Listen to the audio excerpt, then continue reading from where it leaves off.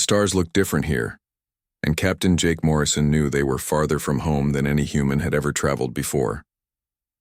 The UHS Defiance drifted through space at the edge of what their maps called unknown territory, but what Jake hoped would become the gateway to humanity's future among the stars. 200 souls aboard his ship trusted him to make the right choices in the next few hours, and Jake felt the weight of that responsibility pressing down on his shoulders like a physical force. Dr. Lisa Park looked up from her science station, with eyes bright with excitement and something that might have been fear. The readings on her screen showed energy signatures unlike anything in Earth's databases, and the patterns suggested intelligence behind them. Jake moved to stand behind her chair and studied the flowing lines of data that meant so little to him, but everything to their mission. "How many ships are we looking at, Lisa?"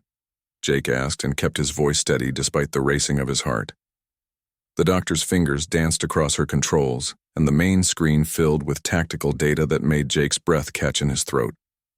Dozens of contacts moved in formation through the void ahead of them, and each one was larger than the Defiance. "At least 40 vessels, Captain, and they're all broadcasting on frequencies we've never encountered before," Lisa said, and her voice carried the same mix of wonder and worry that Jake felt building in his chest. "The energy patterns suggest technology far beyond our current capabilities, but I'm detecting what might be communication attempts." Lieutenant Danny Walsh turned from his communication station with headphones still pressed to his ears and his face pale in the blue glow of his monitors. The young officer had been trying to decode alien signals for 3 days since they first detected the fleet, and Jake could see the strain in his eyes. "Captain, I'm picking up structured patterns in their transmissions, and it definitely sounds like language," Danny reported, and his fingers moved quickly over his controls as he tried to isolate the clearest signals. "I can't understand any of it, but there are repeated phrases that might be questions or demands." Jake nodded and moved to his command chair, while his mind raced through the first contact protocols that Earth's best minds had developed for exactly this situation. Humanity had dreamed of this moment for centuries, but now that it was here, Jake felt completely unprepared for the reality of alien contact. The bridge around him hummed with nervous energy as his crew waited for orders that would change the course of human history. "Open a channel, Danny, and broadcast our standard first contact message," Jake ordered and settled into his chair as the weight of command settled on his shoulders. "Let them know we come in peace and want to establish friendly relations." "Commander." Kate Sullivan looked up from her security station with concern written across her features, and Jake could see the tactical readouts reflecting in her dark eyes. The security chief had been tracking the alien fleet's movements for hours, and her expression suggested she didn't like what she was seeing. "Captain, their formation suggests military organization and they're moving to surround us," Kate reported, and her hand moved instinctively toward the weapon controls that Jake hoped they would never need to use. "I recommend we power up our defensive systems as a precaution." Jake considered the options available to him and felt the burden of making decisions that could start a war or forge the peace that humanity desperately needed. The aliens had superior numbers and technology, but powering weapons might be seen as an act of aggression that would doom any chance of peaceful contact. "Bring shields to standby, but do not power weapons," Jake decided, and his voice carried across the bridge with quiet authority that steadied his nervous crew. "We're here to make friends, not start fights."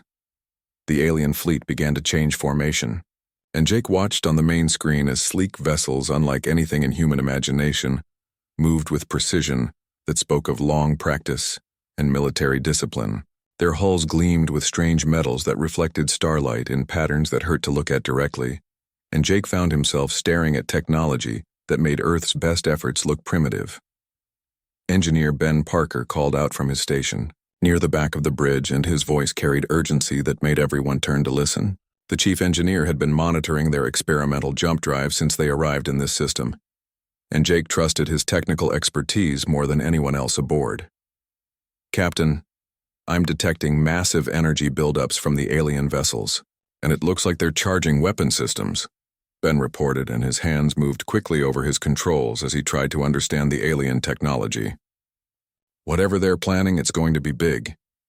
Jake felt his stomach drop as the situation spiraled beyond his control, and he realized that humanity's first contact with alien life might end in violence despite his best intentions.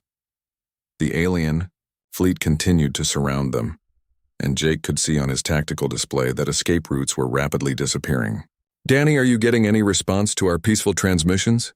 Jake asked, and hoped against hope that communication might still prevent disaster. The communications officer shook his head, and his young face showed the strain of trying to prevent an interstellar incident. "Nothing, Captain, and their signals are getting more aggressive," Danny reported and pulled one earphone away as harsh alien voices filled the bridge speakers.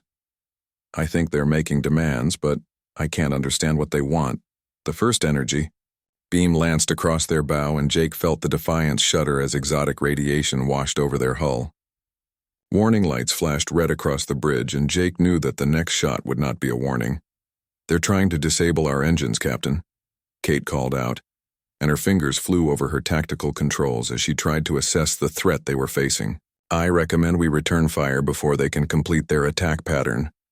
Jake closed his eyes for a moment and felt the weight of a decision that no human had ever faced before. Starting a war with an alien civilization would doom Earth to destruction, but allowing his ship to be captured might be even worse for humanity's future. "Kate, return fire, but target their weapons only," Jake ordered, and hoped that controlled aggression might convince the aliens that humans were not helpless prey. "Ben, prepare the jump drive for emergency activation." The bridge erupted in controlled chaos as Jake's crew prepared for humanity's first interstellar battle, and Jake prayed that they would live long enough to tell Earth what they had learned. The alien fleet began to close in, and Jake realized that the peaceful exploration mission he had planned was about to become something much more dangerous. Energy beams filled the space around them, and Jake watched his crew perform miracles of skill and courage as they fought against impossible odds. The Defiance shook under alien fire, but Kate's return shots found their targets, and several alien vessels fell back with damaged weapon systems. "Jump drive ready, Captain," Ben called out over the noise of battle, and Jake made the decision that would save his crew and doom the galaxy to war. "Ready to activate on your command." "Do it," Jake ordered, and felt the familiar twist in his stomach as the experimental drive tore a hole in space itself. The alien fleet disappeared in a flash of twisted light, and Jake hoped that humanity would be ready for what was coming next. Admiral Henry Brooks stood in the command center of Earth Defense Force headquarters and stared at the emergency transmission that had just arrived from deep space.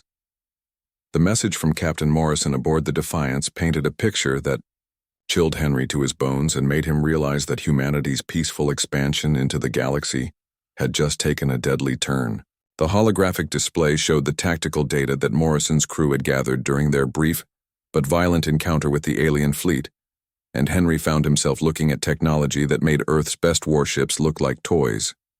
40 alien vessels had attacked a single human exploration ship, and only luck and an experimental drive system had allowed the Defiance to escape destruction. General Sam Rivera entered the command center with his usual quick stride, and Henry could see the concern in his old friend's eyes as Sam reviewed the same data that had been keeping Henry awake for the past 6 hours. The two men had served together for 20 years, and Henry trusted Sam's tactical judgment more than anyone else in the Defense Force. "How long before the aliens find Earth?" Henry asked, and his voice carried the weight of command decisions that would affect every human being alive. Sam studied the star charts, and Henry could see him calculating distances and probabilities with the cold precision that made him humanity's best military strategist. "If they can track the Defiance's jump signature, maybe weeks, or if we're lucky, maybe months," Sam replied, and his fingers traced possible attack routes on the holographic map. "We need to assume they're coming and prepare accordingly, President." Laura Martinez arrived with her usual entourage of advisors, and Henry could see the strain of leadership written across her features as she struggled to comprehend the magnitude of the threat facing humanity. The president had always been a woman of peace, but the alien attack on the Defiance had forced her to consider options that went against everything she believed in. "What are our options, Admiral?" President Martinez asked, and Henry appreciated her direct approach to the crisis that threatened to destroy human civilization. The command center fell silent as everyone waited for Henry's assessment of humanity's chances against an alien force with superior technology and numbers. "We have 3 possible courses of action, Madam President," Henry replied, and gestured to the tactical displays that showed Earth's pathetic defenses compared to the alien threat. We can try to negotiate, but they attacked Morrison without provocation, so diplomacy seems unlikely to succeed. The president nodded, and Henry could see her weighing options that no human leader had ever faced before. The weight of 7 billion lives rested on decisions that would be made in the next few hours, and Henry felt the burden of command settling on his shoulders like a physical weight. The second option is to run, and hope we can evacuate enough people to preserve human civilization somewhere else in the galaxy. Henry continued, and saw the pain in the president's eyes as she considered abandoning Earth to alien conquest. The third option is to fight and hope that human ingenuity can overcome their technological advantages. Meanwhile, in a star system 40 light-years away, Admiral Zexathari of the Corvan Empire stood on the bridge of his flagship and studied the battle recordings that his fleet had gathered during their encounter with the unknown vessel. The tactical data showed capabilities that defied everything the Galactic Council knew about primitive species, and Zexathari found himself facing evidence of a threat unlike anything in recorded history. The alien vessel had demonstrated technology that allowed it to escape from an impossible tactical situation, and the energy signatures suggested capabilities far beyond what their appearance indicated. Zexathari had commanded Council fleets for 2 centuries, and he had never seen anything like the human ship's performance under fire. Analysis complete, Admiral reported his intelligence officer, and Zexathari could hear the uncertainty in the young Corvan's voice as he tried to explain what their sensors had recorded. The alien vessel demonstrated defensive capabilities approximately 3 times greater than our projections, and their weapon systems showed adaptation patterns we have never encountered. Zexathari studied the data and felt a cold certainty settling in his chest as he realized that the Galactic Council faced a threat that could destabilize 10,000 years of peaceful expansion. The humans had violated Council space with advanced stealth technology, and their escape suggested military capabilities that might challenge the entire galactic order. "Prepare a priority transmission to the High Council," Zexathari ordered, and his voice carried the authority of someone who had never been wrong about military threats. "Inform them that we have encountered a hostile species with technology that poses a significant threat to Council security." Back on Earth, Dr. Lisa Park worked frantically in her laboratory to analyze the alien technology data that the Defiance had gathered during their brief encounter, and every discovery made her more concerned about humanity's chances of survival. The alien energy signature suggested power generation capabilities that exceeded Earth's total output, and their weapon system showed efficiency that human science could barely comprehend. The aliens are using some form of exotic matter manipulation that we don't fully understand, Lisa reported to the emergency council session that had been meeting continuously since the Defiance's return. Their ship hulls show composite materials that are lighter than aluminum, but stronger than titanium, and their energy weapons operate on principles we haven't discovered yet.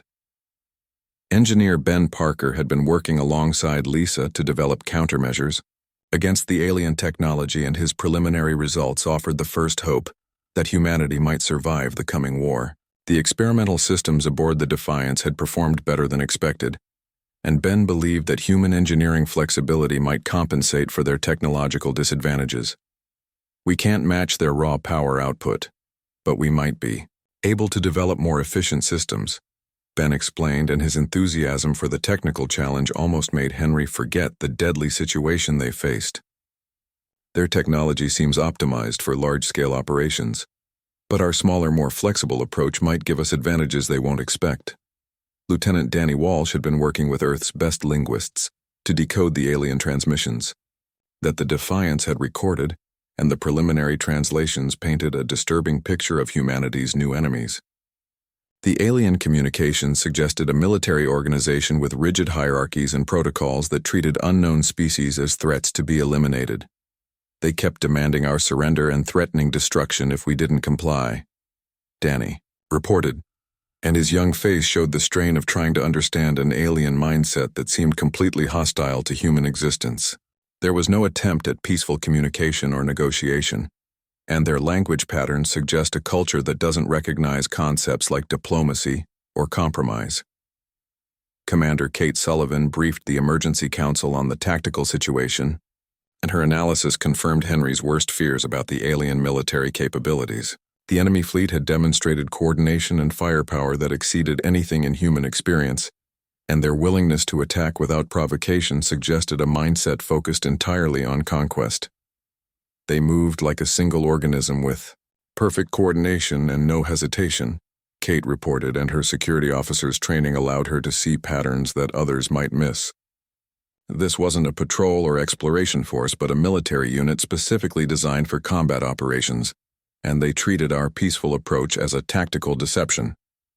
President Martinez listened to the reports, and Henry could see her struggling with decisions that would determine humanity's fate in a galaxy that suddenly seemed much more dangerous than anyone had imagined.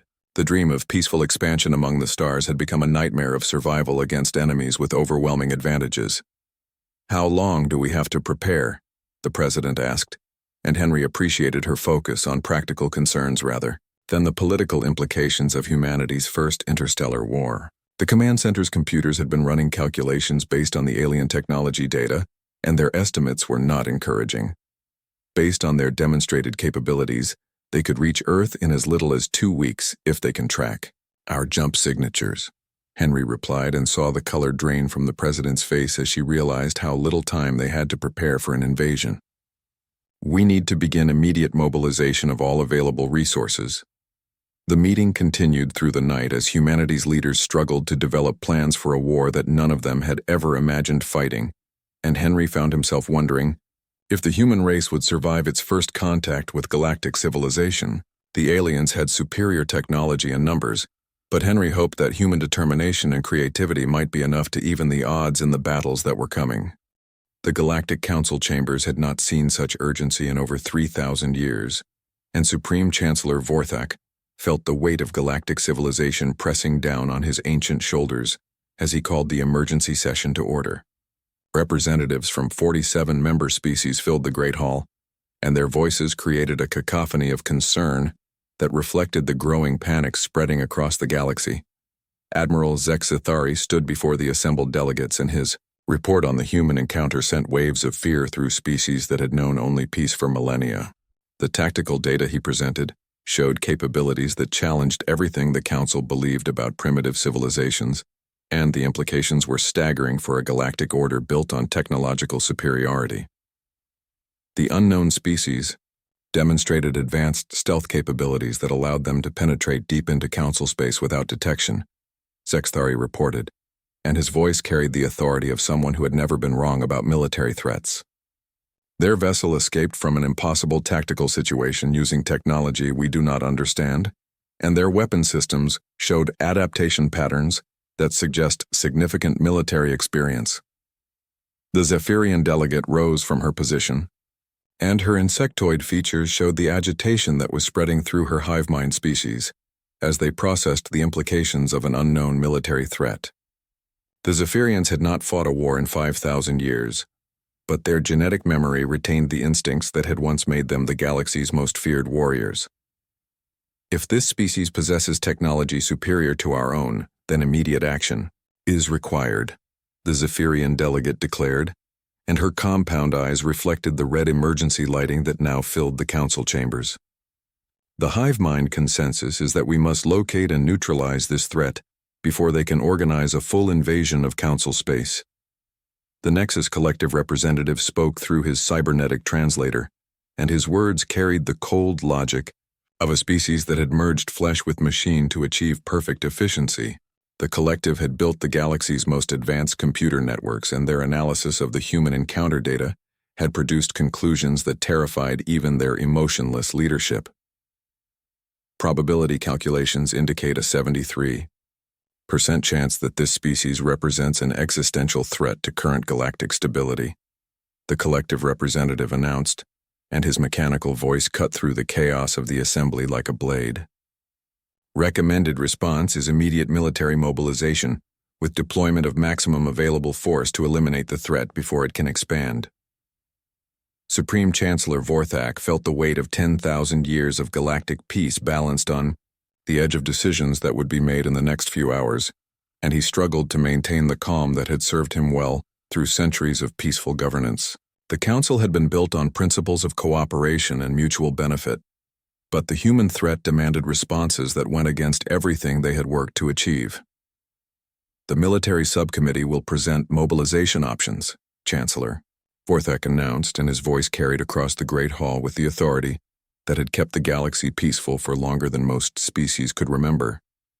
All member worlds are hereby placed on high alert status, and defense fleets will begin immediate preparation for possible conflict. Meanwhile, on Earth, the massive shipyards above Luna worked around the clock as humanity raced to build a fleet capable of defending their homeworld against an enemy with overwhelming technological advantages. General Sam Rivera had taken personal command of the shipbuilding effort, and his presence drove the workers to achieve production rates that exceeded every previous record. Engineer Ben Parker stood in the construction bay of the new UHS Liberty and marveled at how quickly human engineering had adapted alien technology concepts into practical defensive systems. The ship taking shape around him represented humanity's best hope for survival, and Ben felt the weight of responsibility settling on his shoulders as he supervised the installation of systems that had never been tested in actual combat. The adaptive, shielding systems are showing promise in the simulations, Ben reported to General Rivera, and his enthusiasm for the technical challenge almost made him forget the deadly situation that had prompted the crash construction program. We can't match their raw power output, but our shield rotation frequencies might confuse their targeting systems long enough for us to get close. Dr. Lisa Park had been working with teams of scientists around the world to develop countermeasures against alien technology, and her laboratory had become the center of humanity's desperate attempt to level the technological playing field. The alien data from the Defiance encounter had provided insights that were revolutionizing human understanding of physics, but Lisa worried that they were running out of time to implement their discoveries. The energy signatures we recorded suggest they're using some form of zero-point field manipulation. Lisa explained to the engineering teams that we're trying to build weapons capable of penetrating alien defenses. If we can disrupt those fields, we might be able to cause cascade failures in their power systems, but the timing has to be perfect. Commander Kate Sullivan had been placed in charge of training the Marine units that would be responsible for defending Earth's orbital installations, and her intensive program was producing soldiers unlike anything in human military history. The prospect of fighting aliens with superior technology had pushed human tactical development in directions that Kate had never imagined possible. We're going to face enemies with capabilities we don't fully understand, so flexibility and adaptation will be our greatest advantages, Kate told the assembled Marine commanders, and her voice carried the confidence that had made her one of Earth's most respected military leaders. Every engagement will be different, and we need to be ready to change tactics at a moment's notice. Captain Jake Morrison had been placed in command of the rebuilt Defiance, and his ship had become the test bed for humanity's new defensive technologies as they prepared for the inevitable alien invasion. The guilt of starting an interstellar war weighed heavily on Jake's shoulders, but he channeled that energy into ensuring that humanity would be ready for whatever was coming. The new sensor arrays are picking up long-range contacts at the edge of the solar system, Jake reported during the daily briefing that kept Earth's leadership informed of the developing military situation. We're tracking at least 12 objects moving in formation toward the inner planets, and their energy signatures match the alien vessels we encountered. Admiral Henry Brooks felt his stomach drop as he realized that humanity's time for preparation had run out sooner than anyone had hoped, and the alien invasion fleet was already approaching Earth's defenses. The orbital fortifications that had been under construction for weeks were not yet complete, and Earth's hastily built fleet numbered less than 20 ships against an enemy force of unknown size. "All units to battle stations," Henry ordered, and his voice carried across the communication networks that connected Earth's scattered defenses.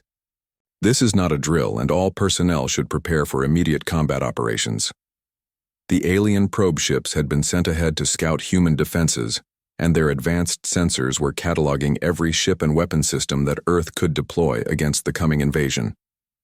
The probe data was being transmitted back to the main Council fleet, and their commanders were studying human capabilities with the same intensity that human scientists had analyzed alien technology. The first skirmish occurred when a human patrol ship encountered one of the alien scouts near Jupiter, and the brief engagement provided both sides with crucial intelligence about their enemy's capabilities. Lieutenant Commander Nick Adams commanded the patrol vessel, and his quick thinking during the encounter gave humanity its first tactical victory against superior alien technology. We managed to disable their probe with a concentrated missile barrage, but not before they transmitted detailed scans of our weapon systems, Nick reported, and his voice carried the excitement of a pilot who had just proven that aliens could be beaten. Their shields are powerful, but they seem designed to stop energy weapons, and our kinetic munitions caught them by surprise. The intelligence gathered from the probe engagement revolutionized human tactical planning, and General Rivera began developing strategies that exploited what appeared to be weaknesses in alien defensive doctrine. The aliens had built their military around energy weapons, and their defenses were optimized for the types of attacks they expected to face from other Council species. They're not prepared for the diversity of human weapon systems, Rivera explained. To the assembled fleet commanders, and his strategic mind was already working on plans that might give humanity a chance against overwhelming odds. We use kinetic weapons, chemical explosives, and electromagnetic warfare in combinations they've never encountered, and that confusion might be our only advantage. The tension continued to build as both sides prepared for a conflict that would determine whether humanity joined the galactic community as equals, or was destroyed as a threat to galactic stability. Earth's orbital defenses came online just as the main alien fleet arrived at the edge of the solar system, and both sides found themselves committed to a war that neither had originally wanted. Admiral Henry Brooks stood on the bridge of the UHS Liberty and watched the alien fleet approach through the asteroid belt between Mars and Jupiter, with the grim certainty that humanity's survival would be decided in the next few hours. The Council Armada consisted of over 60 vessels, and their exotic hull designs gleamed with deadly beauty as they moved in perfect formation toward Earth's hastily assembled defenses. Captain Troy Bennett felt the weight of command settling on his shoulders as he took his position aboard the Liberty and prepared to lead humanity's first purpose-built battle fleet into combat against an enemy with overwhelming technological advantages. The 12 ships under his command represented humanity's best hope for survival, but Troy knew they were outnumbered 5-1 by opponents who had been perfecting military technology for thousands of years. All ships report ready for combat operations, Troy announced, and his voice carried across the communication channels that linked Earth's scattered fleet together in their desperate attempt to protect their homeworld. Remember that we're not just fighting for ourselves, but for every human being who will ever live, and the galaxy is watching to see what we're made of. The alien fleet's commander was General Thys of the Draconian Hegemony, and her reptilian features showed the cold calculation that had made her species the galaxy's most feared military strategists. The human defensive formation looked pathetic compared to the overwhelming force under her command, but Thys had studied the encounter reports, and she knew that these primitive mammals had already proven more dangerous than their appearance suggested. Human vessels are maintaining defensive positions around their orbital installations, Thys observed, and her tactical displays showed energy signatures that differed significantly from standard Council military doctrine. Their weapon configurations suggest unconventional approaches that may require adjusted attack patterns. The Battle of Kepler Station began when human long-range sensors detected the alien fleet's approach, and Admiral Brooks ordered his ships to take up defensive positions around the asteroid mining facility that had become humanity's forward observation post. The station's converted industrial equipment had been hastily modified into defensive weapons, but everyone knew they would provide little protection against Council military technology. Captain Morrison commanded the rebuilt Defiance, and his ship had been equipped with the most advanced human technology available as they prepared to face the aliens who had started this war through misunderstanding and fear. The experimental systems aboard his vessel represented months of desperate innovation, and Jake felt the responsibility of proving that human engineering could compete with galactic civilization. Enemy fleet is entering weapons range, reported. Lieutenant Danny Walsh and his communications equipment had been modified to monitor alien tactical frequencies in the hope of gaining some advantage through intelligence gathering. They're broadcasting demands for our surrender, but I'm also detecting tactical coordination signals that suggest they're preparing for immediate attack. Commander Kate Sullivan had positioned her Marine units throughout the fleet in preparation for the boarding actions that might determine the outcome of the battle, and her soldiers represented humanity's last line of defense If the enemy managed to breach their ships' hulls, the prospect of hand-to-hand combat with alien warriors was terrifying. But Kate's training had prepared her people for any situation they might face. "All units stand by for incoming fire," Kate announced, and her voice carried the calm professionalism that had made her one of Earth's most respected military leaders. "Remember that these aliens have never faced human combat tactics, and our flexibility might be the only advantage we have." The first exchange of fire lit up the space around Kepler Station as energy beams and missile salvos crossed the void between the opposing fleets, and Troy Bennett felt his ship shudder under the impact of weapons that could vaporize mountains.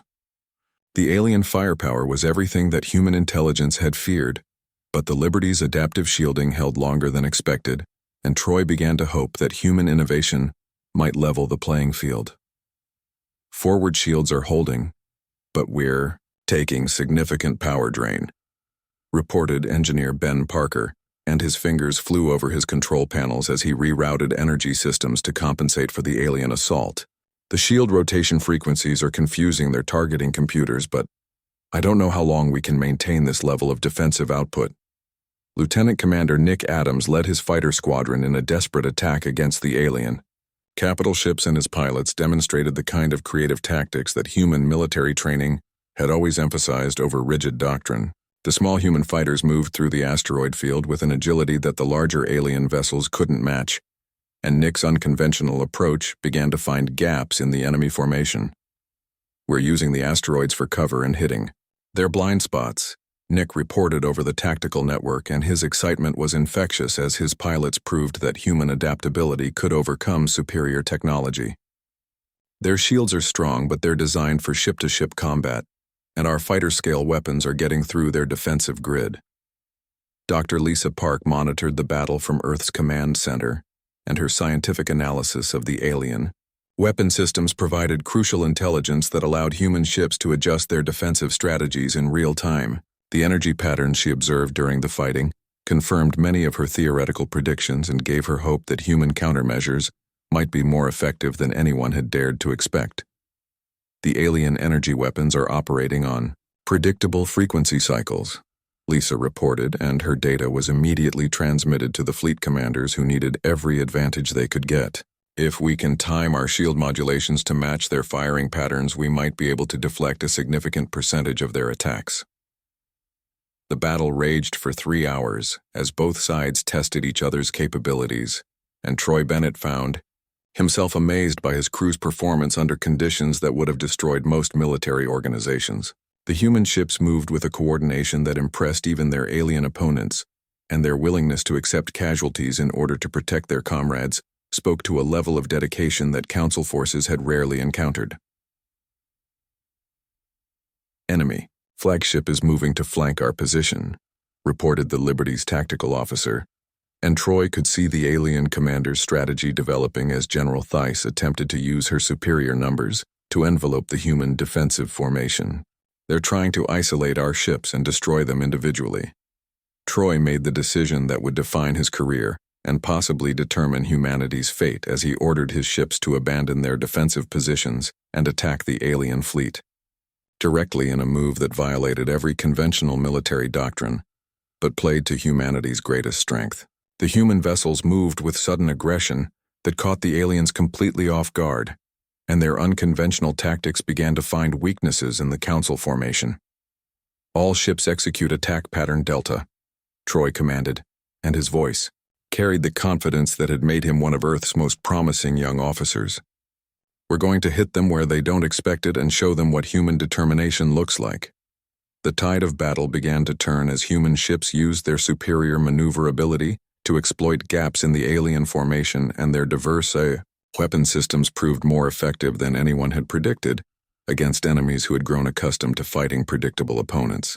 The Council forces found themselves facing tactics they had never encountered, and their rigid military doctrine struggled to adapt to human creativity. "We've disabled 3 enemy capital ships, and their formation is beginning to break apart," reported Captain Morrison, and his voice carried the excitement of someone who had just witnessed proof that humans could compete with galactic civilization. "Their shields are powerful, but they're vulnerable to sustained kinetic bombardment and our missile systems are finding their targets. General Thiss found herself facing a tactical situation unlike anything in her extensive military experience, as the human fleet demonstrated capabilities that defied everything the Council knew about primitive species. The mammals were fighting with a desperation and creativity that her rigid training had never prepared her to counter, and she began to understand why the initial encounter reports had been so concerning. Human vessels are employing unconventional attack patterns that are disrupting our defensive formations, Thiss reported to her fleet commanders, and her reptilian features showed the strain of adapting to an enemy who refused to follow established military doctrine. Recommend immediate tactical adjustment to counter their aggressive maneuvering. The Battle of Kepler Station ended with the Council fleet withdrawing after losing 7 ships to human forces that should have been destroyed within minutes of the first engagement, and the tactical implications of the human victory sent shockwaves throughout galactic civilization. The primitive mammals had not only survived contact with superior technology, but had actually forced a Council fleet to retreat from the battlefield. The news of the war had spread across 6 star systems, and Captain Jake Morrison felt the weight of unintended consequences pressing down on his shoulders as he stood on the bridge of the Defiance and watched another alien world burn in the distance. What had started as a peaceful exploration mission had become a galactic conflict that threatened to destroy civilizations on both sides, and Jake wondered if humanity would ever find a way to end the violence that his first contact had begun. Captain Julia Barnes commanded the UHS Vigilant through the debris field that had once been the Council mining facility at Vega Prime, and her tactical displays showed the devastating effectiveness of human unconventional warfare against an enemy that still didn't understand what they were fighting. The alien defenders had expected a traditional fleet engagement, but Julia's forces had used converted cargo ships and improvised weapons to achieve a victory that should have been impossible. Enemy survivors are requesting permission to evacuate their wounded, reported Lieutenant Commander Peter Hayes, and his voice carried the strain of someone who had been fighting continuously for 3 weeks without rest. Their medical facilities were destroyed in the initial assault, and they're asking for humanitarian assistance. Julia felt the conflict between military necessity and human compassion that had been tearing at her conscience throughout the war, as she considered the alien request for mercy that no Council species had ever shown to defeated enemies. The Vigilance medical bay was already overcrowded with human casualties, but Dr. Amy Foster had been insisting that they had a moral obligation to treat wounded aliens with the same care they gave their own people, grant their request, and prepare to receive alien wounded. Julia decided, and her voice carried the authority that had made her one of Earth's most respected ship commanders. We're fighting to defend humanity, not to become monsters, and how we treat prisoners will determine what kind of civilization we become when this war is over. The alien survivors who were brought aboard the Vigilant stared at their human captors with a mixture of fear and confusion that revealed the depth of misunderstanding that had started the war and continued to fuel it despite mounting evidence that neither side truly wanted to destroy the other. Dr. Foster worked tirelessly to save alien lives using medical techniques that had never been tested on non-human physiology, and her compassion began to bridge the communication gap that had prevented peaceful resolution. Commander Danny Walsh had been working around the clock to decode alien communications, and his breakthrough in understanding Council languages finally allowed him to interview the prisoners and learn about their perspective on the conflict that was devastating both civilizations. The translations revealed a level of fear and paranoia among Council leadership that shocked human commanders, who had been assuming their enemies were motivated by conquest and aggression. They genuinely believed we're planning to invade and conquer the entire galaxy. Danny reported during the daily briefing that kept Earth's scattered fleet coordinated despite the vast distances involved in interstellar warfare.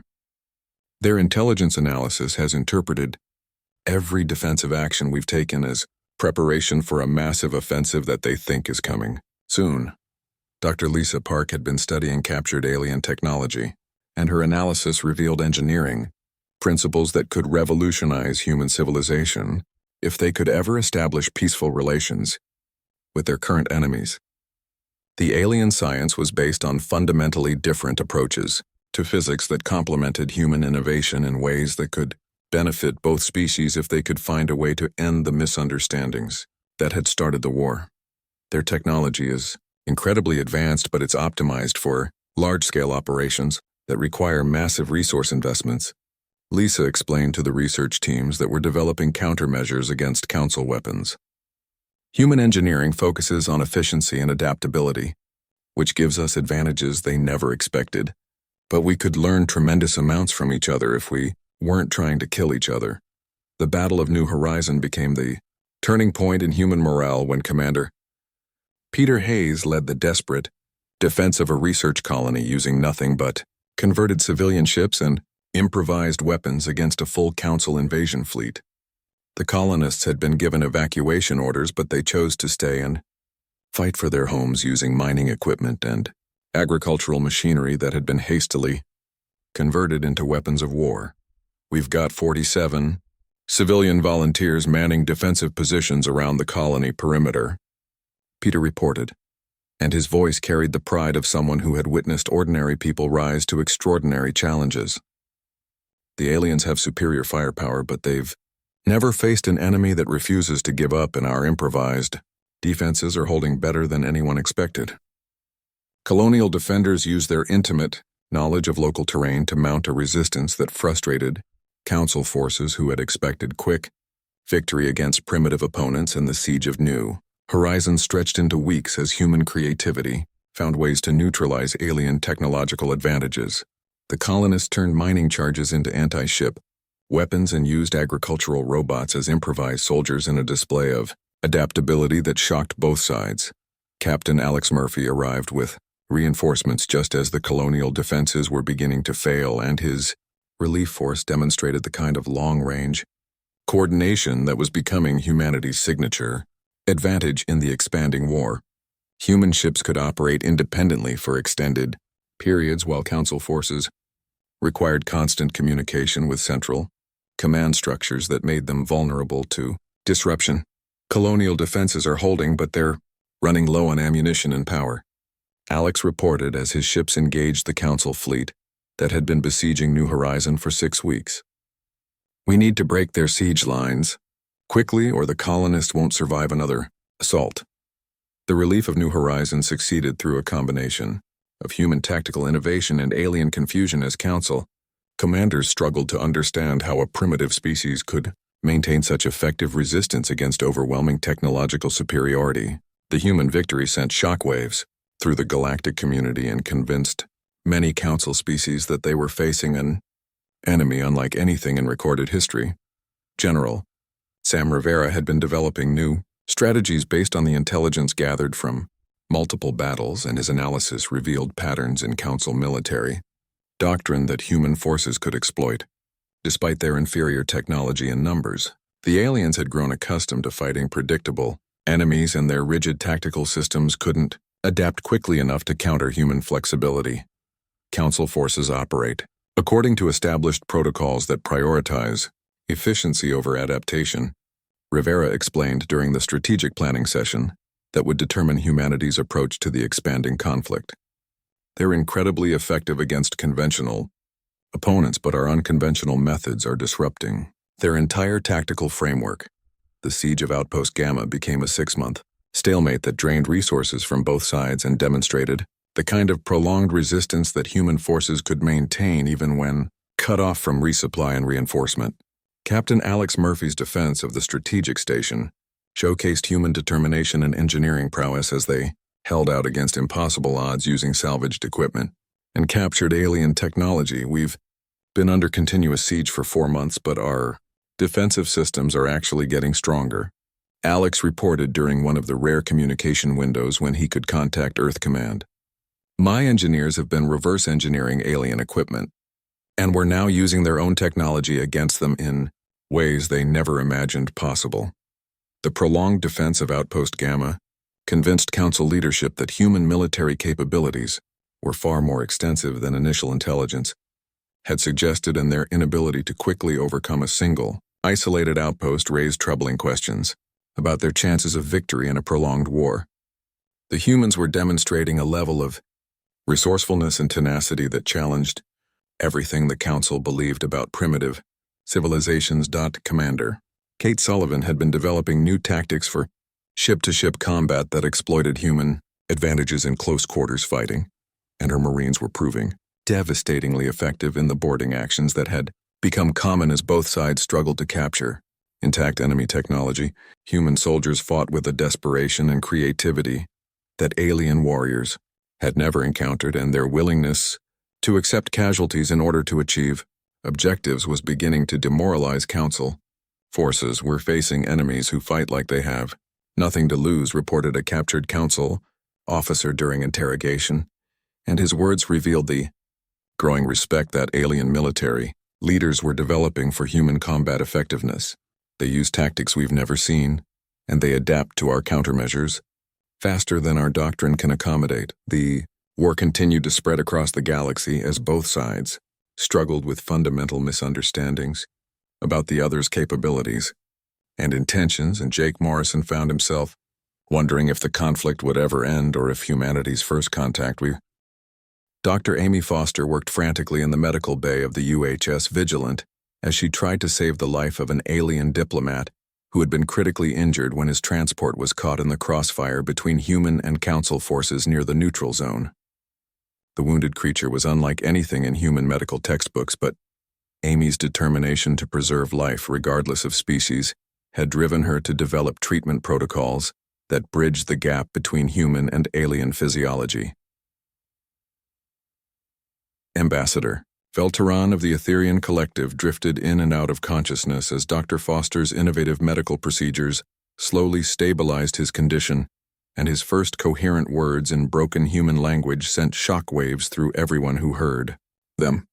The diplomat's confusion about human intentions revealed that the war devastating both civilizations was built on fundamental misunderstandings that might still be resolved if someone could find a way to establish real communication. "Why do you heal enemies?" Veltaran whispered through the translation device that Commander Danny Walsh had cobbled together from captured alien technology and human computer systems. "Council intelligence says humans kill all who oppose conquest plans, but you save Etherian life when logic says you should let me die."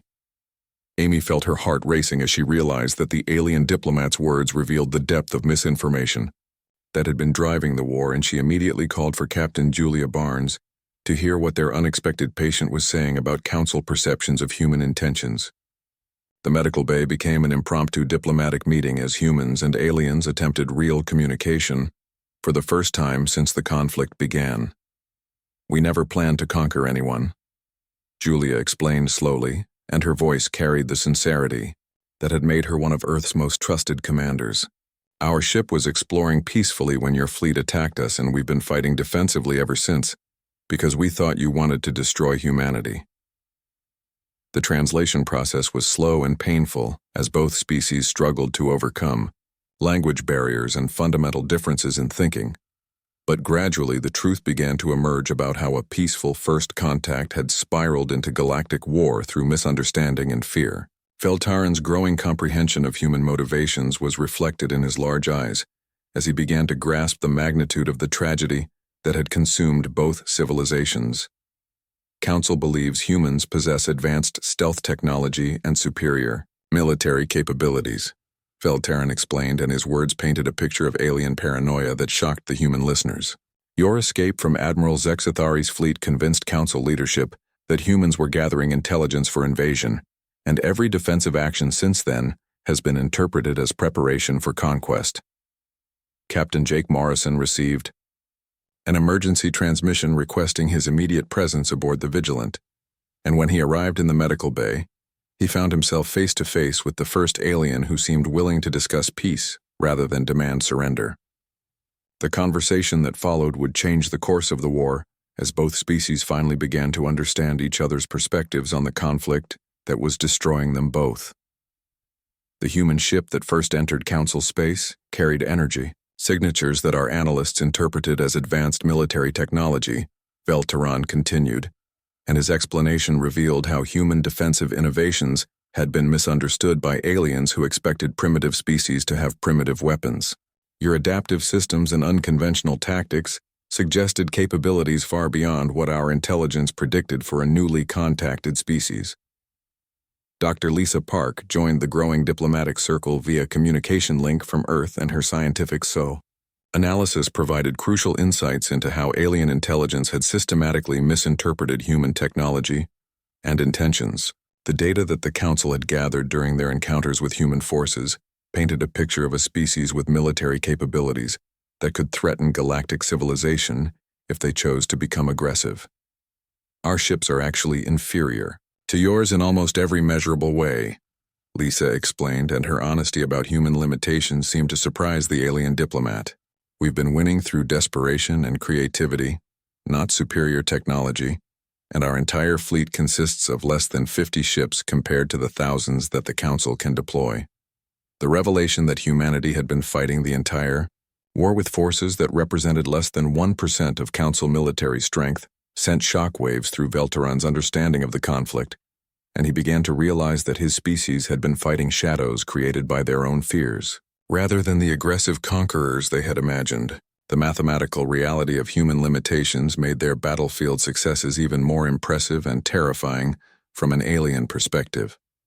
General Sam Rivera arrived aboard the Vigilant to participate in what had become humanity's first real diplomatic contact with galactic civilization, and his military expertise provided crucial context for understanding how the war had developed from initial misunderstandings.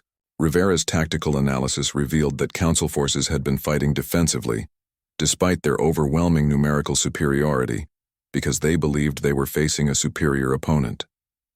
Every time we've adapted to your weapons or tactics, you've interpreted it as evidence that we were holding back advanced capabilities, Rivera explained, and his strategic mind began to grasp how human flexibility had been misunderstood as evidence of hidden strength. Your intelligence analysis assumed that any species capable of such adaptation must possess technology and resources far beyond what they were displaying. The diplomatic breakthrough came when Velteron was finally able to communicate with Council leadership and relay the truth about human intentions and capabilities to the politicians and military leaders who had been driving the war effort. The initial response was skepticism and accusations that the ambassador had been compromised by human psychological warfare, but gradually the evidence began to convince even the most paranoid Council members. The humans possess no hidden fleets or secret weapons, Velteron reported during the emergency council session that would determine whether peace negotiations were possible.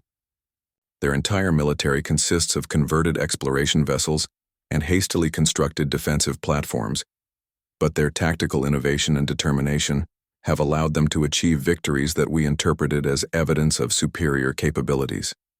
Admiral Zexathari struggled to accept intelligence reports that contradicted everything he believed about the human threat, but the mounting evidence forced him to reconsider his assumptions about the species that had outfought his fleets, despite being hopelessly outnumbered.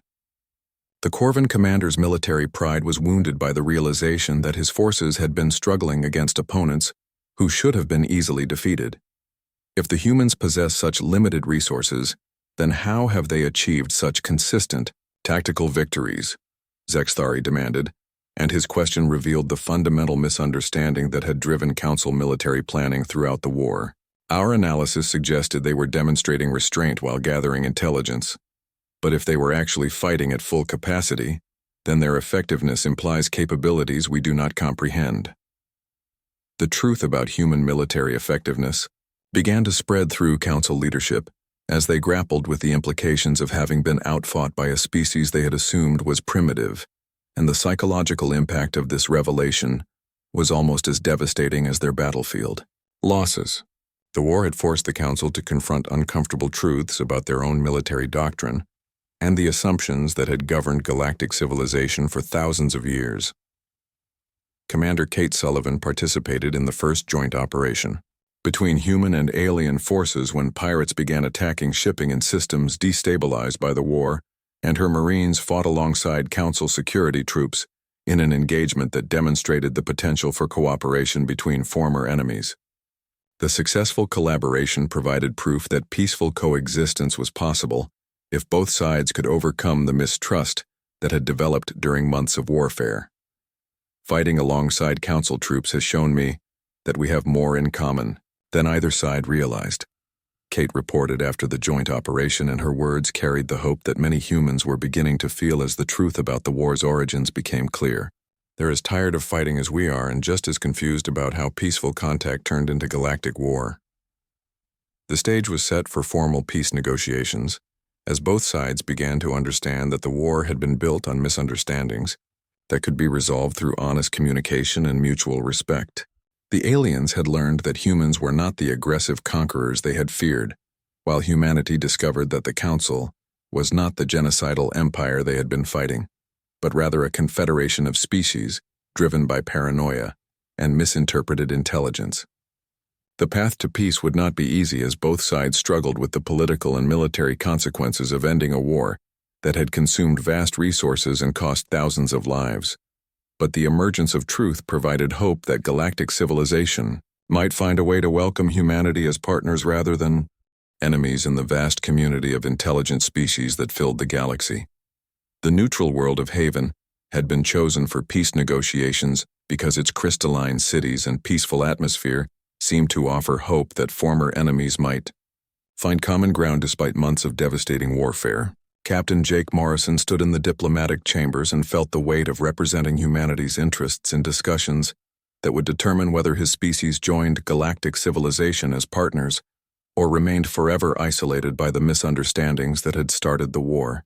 Ambassador Velteron served as mediator between human and council delegations, and his recovery from near-fatal injuries had become a symbol of the healing that both civilizations desperately needed after the trauma of unnecessary conflict. The Etherian diplomat's pale blue skin showed the scars of human medical procedures that had saved his life and demonstrated the potential for cooperation between species that had been trying to destroy each other. The preliminary discussions have revealed that both sides entered this conflict based on fundamental misunderstandings about the other's intentions and capabilities, Velteron announced to the assembled delegates, and his words carried the hope that truth might finally overcome the fear and paranoia that had driven the war. The challenge now is to build trust sufficient to establish lasting peace between civilizations that have learned to see each other as threats. Admiral Zexathari represented the Council military leadership, and his presence at the negotiations reflected the gradual shift in alien thinking about humanity's role in galactic affairs. The Corvan commander's reptilian features showed the strain of accepting that his forces had been outfought by opponents he had underestimated, and his military pride struggled with the implications of human tactical superiority.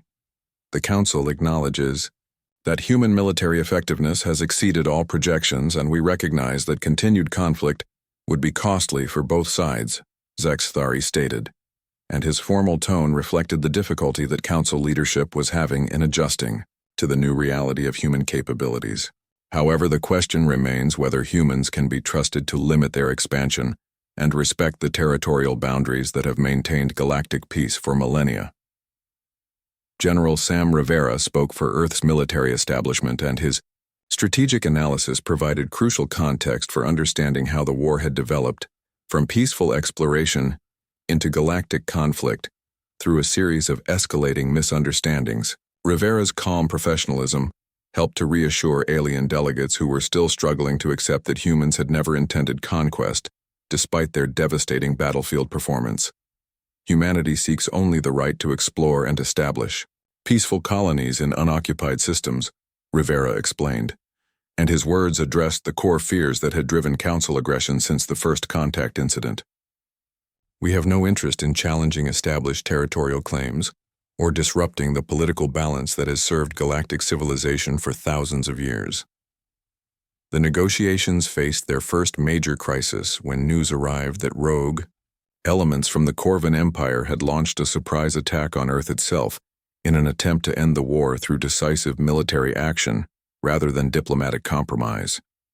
The assault targeted orbital installations and caused significant casualties before being repelled by Earth's defensive systems, but the political damage threatened to destroy any chance of peaceful resolution. President Laura Martinez addressed the emergency session of peace talks via secure communication link, and her anger over the unprovoked attack on civilian targets was matched by her determination to prevent the rogue action from destroying the progress that had been made toward ending the war. The president's restraint in the face of direct attack on her homeworld demonstrated the kind of leadership that gave hope for successful negotiations. The attack on Earth was carried out by military extremists who do not represent official council policy, Martinez stated, and her willingness to distinguish between rogue actions and legitimate government positions helped to prevent the complete breakdown of diplomatic efforts. However, this incident demonstrates that both sides contain elements who prefer war to peace, and we must work quickly to reach agreement before extremists on either side can sabotage our efforts. Captain Julia Barnes led the Joint Human Council task force that was organized to hunt down the rogue Corvan fleet, and her cooperation with former enemies provided a template for the kind of military collaboration that might be possible once formal peace was established. The successful operation against the extremist forces demonstrated that humans and aliens could work together effectively when they shared common objectives. The joint operation against Corvan extremists proved that our species can cooperate when we focus on shared goals rather than past conflicts, Julia reported to the peace conference, and her words carried the enthusiasm of someone who had witnessed former enemies becoming allies. The tactical coordination we achieved suggests that integrated human council military units could be highly effective against common threats. Dr. Lisa Park presented her analysis of the technological benefits that could result from peaceful cooperation between human innovation and council resources, and her projections showed that both civilizations could achieve advances that neither could accomplish alone. The scientific potential for collaboration provided powerful incentives for establishing lasting peace, despite the political difficulties involved. Human and council approaches to technology are fundamentally complementary, Lisa explained to delegates who were struggling to find common ground for agreement. Your species have developed large-scale engineering capabilities that could revolutionize human civilization, while our adaptive methods could help solve efficiency problems that have limited council expansion for centuries. The breakthrough in negotiations came when Admiral Zexathari acknowledged that the mathematical reality of human military effectiveness made them valuable potential allies rather than threats to be eliminated, and his support for peaceful resolution carried significant weight with council military leadership. The Corvan commander's evolution from enemy to advocate for cooperation symbolized the broader changes in alien thinking about humanity's place in galactic civilization.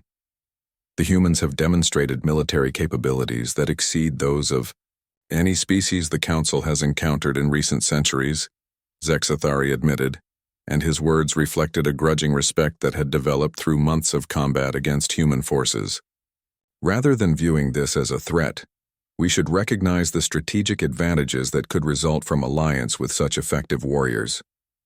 The negotiation process was complicated by domestic political pressures on both sides as human public opinion remained hostile toward aliens who had attacked Earth, while many council species questioned the wisdom of making concessions to a primitive species that had proven unexpectedly dangerous. The diplomatic team struggled to find agreements that could be ratified by political leaders who faced significant opposition to any peaceful resolution. Commander Danny Walsh had been working to establish communication protocols that would prevent future misunderstandings, and his translation systems provided the foundation for ongoing diplomatic contact between species with very different approaches to language and culture. The technical challenges of interspecies communication reflected the broader difficulties involved in building trust between civilizations that had learned to fear each other. Effective communication requires more than just translation of words. Danny explained to the Cultural Exchange Committee that was planning post-war cooperation programs.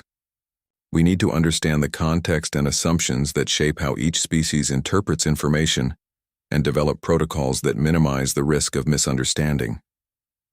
The peace treaty began to take shape as both sides identified areas of mutual benefit that could form the foundation for lasting cooperation, and the framework agreement addressed concerns about territorial boundaries, military limitations, and economic cooperation that would govern human integration into galactic civilization. The negotiations revealed that most of the issues that had seemed insurmountable during wartime could be resolved through compromise and good faith effort.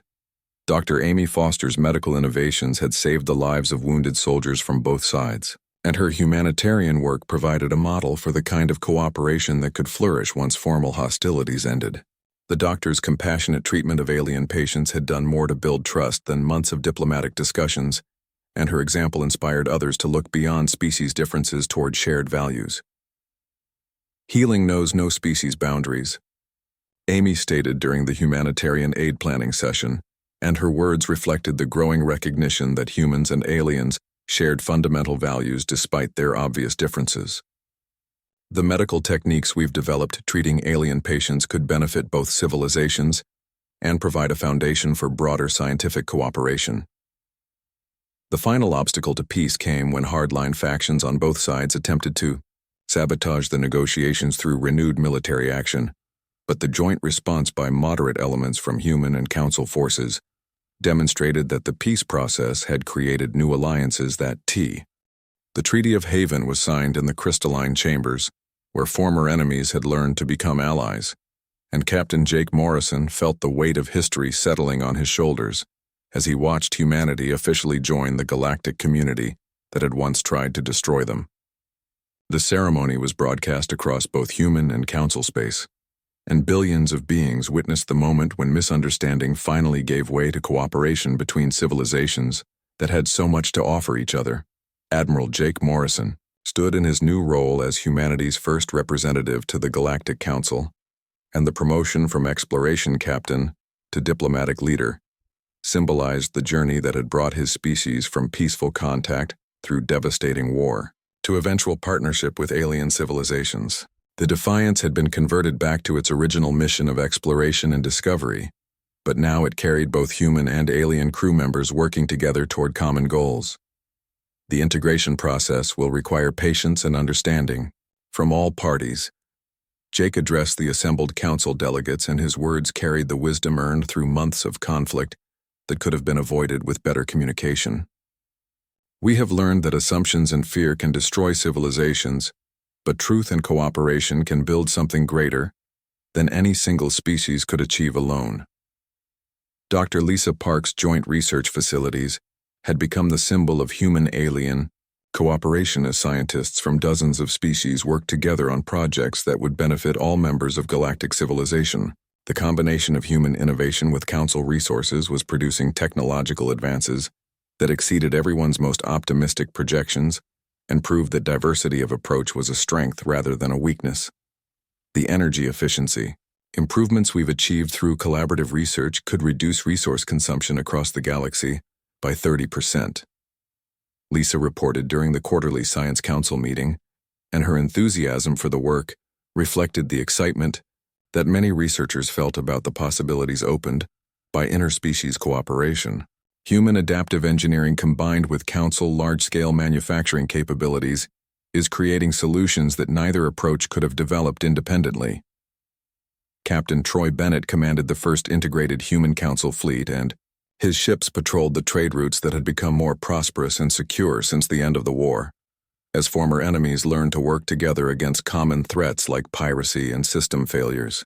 The joint operations had proven so successful that other council species were requesting human tactical advisors to help modernize their own military doctrines. The diversity of approaches in our integrated fleet has made us more effective than any single species force, Troy reported during the fleet review that showcased the success of military cooperation between former enemies. Human tactical flexibility combined with council technological capabilities and Corvin strategic planning has created a force that can handle any situation we encounter. The former battlefields had been transformed into research stations and cultural centers where humans and aliens worked together to ensure that the misunderstandings that had caused the war would never be repeated. These facilities served as living monuments to the cost of failed communication and the benefits of mutual understanding between species with different but complementary approaches to civilization. Commander Kate Sullivan ran the Integrated Training Academy where human and alien military personnel learned to work together, and her programs had become the model for cooperation that was being adopted throughout Council space. The Academy's success rate in creating effective mixed species units exceeded all projections and demonstrated that professional competence could overcome cultural differences when people shared common goals. The cadets who graduate from our integrated programs are becoming the foundation for a new kind of military that emphasizes cooperation over domination. Kate explained to the visiting council inspection team, and her pride in the program's achievements was evident in every word. They understand that diversity of tactics and perspectives makes them stronger rather than weaker, and that lesson will serve galactic civilization well. Engineer Ben Parker led the terraforming projects that were converting war-damaged worlds into new colonies where humans and aliens could live and work together in communities that had never existed before in galactic history. The technical challenges of creating environments suitable for multiple species had pushed engineering innovation in directions that benefited everyone involved. The multi-species colonies are exceeding all our expectations for productivity and social cohesion, Ben reported during the Colonial Development Review, and his technical expertise had been crucial in making the ambitious project successful. When different species contribute their unique capabilities to shared goals, the results are far superior to what any single civilization could achieve working alone. The economic integration between human and council systems had created unprecedented prosperity as trade flowed freely between civilizations that had learned to value each other's contributions to galactic civilization. Human efficiency improvements combined with council manufacturing capabilities and alien resource networks created economic growth that benefited every member species. Dr. Amy Foster's medical advances had revolutionized healthcare throughout Council. Space's techniques developed during the war to treat alien patients became standard practice in hospitals across the galaxy. The doctor's humanitarian approach to medicine had saved thousands of lives and created treatment protocols that worked effectively across species boundaries. The medical innovations developed through treating multiple species have improved healthcare outcomes for everyone. Amy reported to the Galactic Health Council, and her work had become the foundation for integrated medical systems throughout Council space. When we focus on preserving life rather than species differences, we discover that all intelligent beings share fundamental biological principles that allow us to help each other.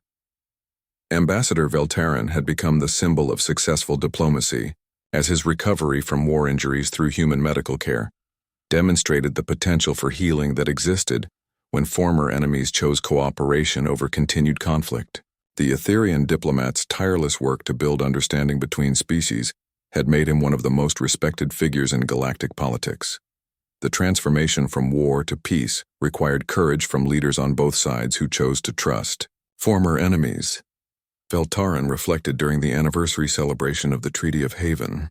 The lesson we must never forget is that fear and misunderstanding can destroy civilizations, but truth and cooperation can build something greater than any single species could achieve alone. The launch of the UHS Harmony represented the culmination of human council cooperation, as the first ship designed and built through genuine partnership between former enemies, prepared to explore regions of space beyond the current boundaries of galactic civilization. The vessel incorporated the best technologies and techniques from multiple species, and its mixed crew represented the new generation that had grown up knowing aliens as friends rather than enemies. Admiral Morrison stood on the bridge of the Harmony and reflected on the journey that had brought humanity from first contact through war to partnership with galactic civilization as the ship prepared for its maiden voyage into unexplored space. The young human and alien officers working together around him represented the future that had seemed impossible when the Defiance first encountered Council forces. "Our mission represents more than exploration of new systems," Morrison announced to his crew as the Harmony prepared to depart for regions unknown. "We carry with us the proof that different species can work together toward common goals, and that diversity of approach makes us stronger rather than weaker as we face the challenges that await us among the stars." The final scene showed cadets from multiple species training together at the Galactic Defense Academy as they prepared for careers in the integrated military that had grown from the cooperation between former enemies. Human tactical flexibility, combined with alien technological capabilities and diverse strategic approaches, was creating officers who understood that strength came from unity rather than domination.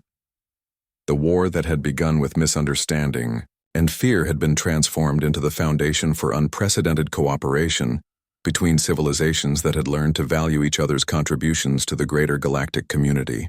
The humans had proven that newcomers could bring valuable perspectives to ancient civilizations, while the Council had demonstrated that established powers could adapt and grow when they embraced diversity rather than fearing it.